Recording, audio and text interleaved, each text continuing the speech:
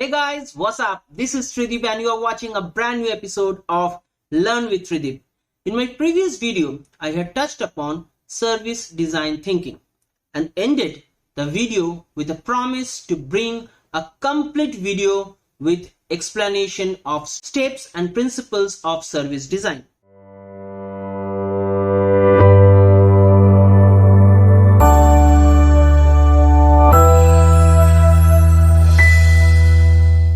Now, before we actually start the episode, let us understand why suddenly service design has become a discussion point for every design thinking profession. This is primarily because now our clients have started realizing the value of service design along with product designs. It is human nature to value something that is tangible, can be seen, felt, touched, or experienced with senses. However, though service design is everywhere, we cannot see it and hence don't understand the importance of it. But as customers' priorities, likes, dislikes, and freedom of venting their frustrations and content over social media has become the norm of the day, service design has to be taken seriously. Because one tweet and you can be out of your business. This video will be broken down into two parts. First, I will define service design thinking, and second, then I will explain 5 principles that guide service design thinking. That's not all. If you see the video till the last, I promise you with a surprise gift at the end of the video. But before we deep dive, a gentle request to like, share and comment on the video. And if you're new to this channel, can you subscribe to the channel and hit the bell icon so that you can get all our upcoming updates. So without much ado, let's get started. Well, people have started giving importance to service design till recently and have understood how dynamic it is. Well, the situation is such that if you ask 10 people, with all probability you will get more than 11 answers. Yes, and I know it is very confusing, but for the benefit of my subscribers, I am going to only provide 2 definitions that are really easy to comprehend. 1. Service design helps to innovate, create new or improve existing services to make them more useful, usable, desirable for clients, and effective and efficient for organizations. It is a new holistic multidisciplinary integrative field by Stephen Morris. The second one comes from the UX Design Council that states, service design is all about making the services you deliver useful, usable, efficient, effective, and desirable. Let us now understand what are the principles that drive service design thinking. Talking about service design thinking, it is guided by 5 principles: user-centered, co-creative, sequencing, evidencing, and holistic. Let us now understand these principles one by one. Let us consider there are 2 guests visiting an upmarket family hotel. Both of them are married, successful and wealthy. Both fall under the age bracket of 35 years. One has a 3-year-old kid and one doesn't. Though statistical customers' data is important, a true understanding of habits, culture, needs, social context and motivations of these 2 customers are crucial to understand what and how to serve them. We need to put them at the center of the service design process. This requires a genuine effort to understand the customer beyond statistics and deep analysis of their needs. Always keep in mind that services are intangible and are not stored anywhere so that the customers can see, touch or feel. Services are created as an interaction between service provider and the customers. Hence, the intention of any service is to meet the customer's need so that they can use and recommend the services frequently. But unfortunately, it is not always the case. To get authentic customer insights, service providers need to use methods and tools to get into their end user shoes and understand their individual service experiences. This is exactly where service design begins.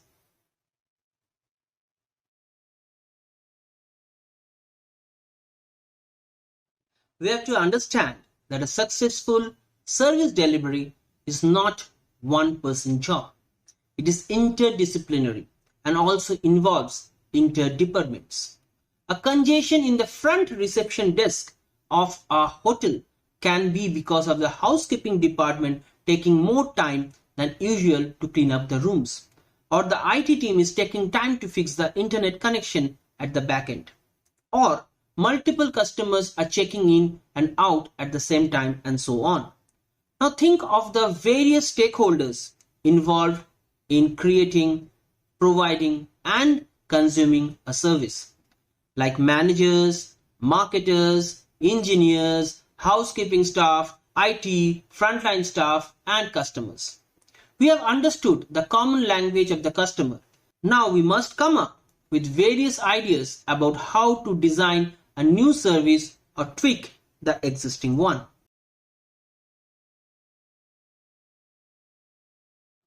We get bored if something processes too slow.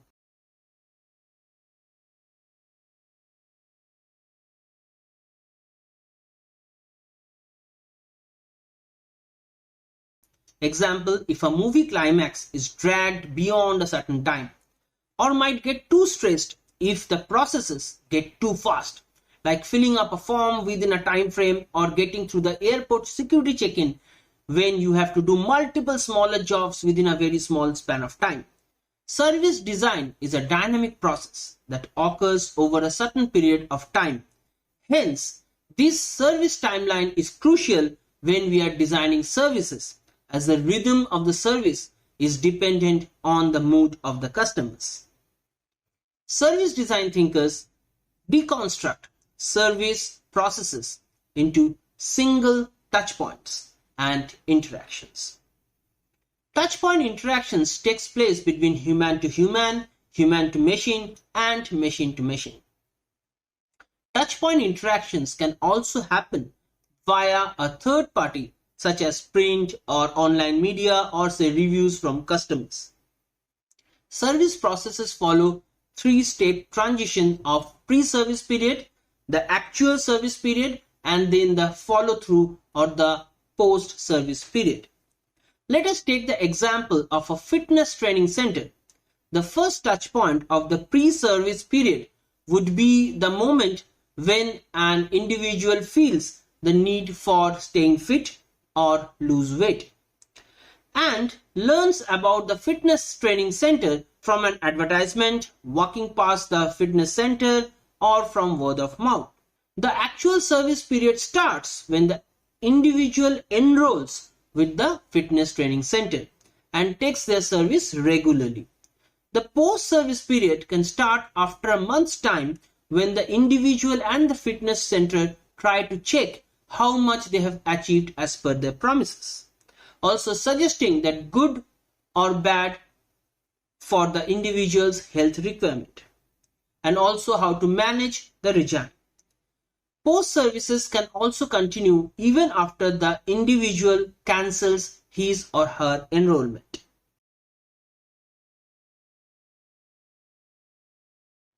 Back in 2017, my teenage son and I went on an all-boys trip to Dubai and Abu Dhabi.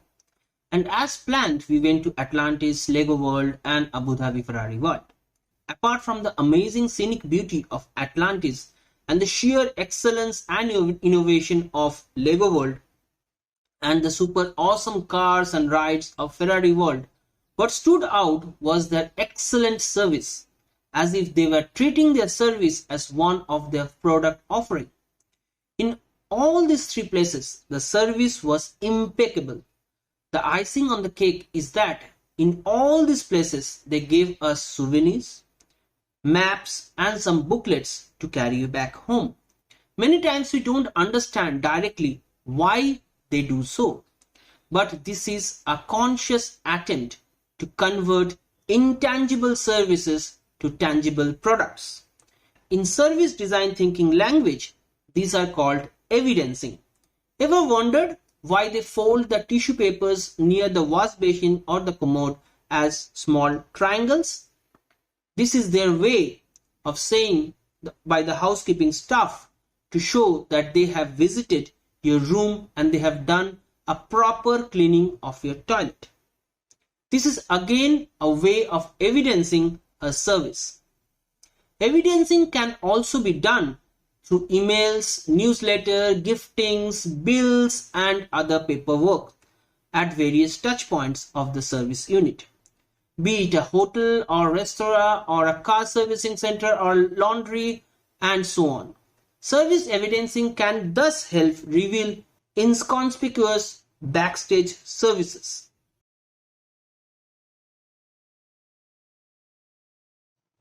So here comes the last principle of service design, which states service design should be holistic.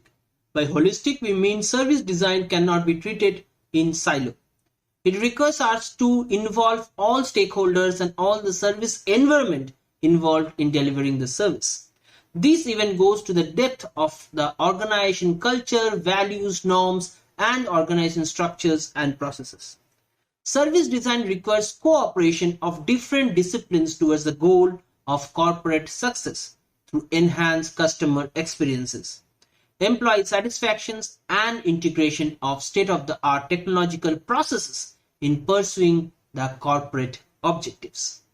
So that's all, folks. Hope you have liked the video and found it interesting.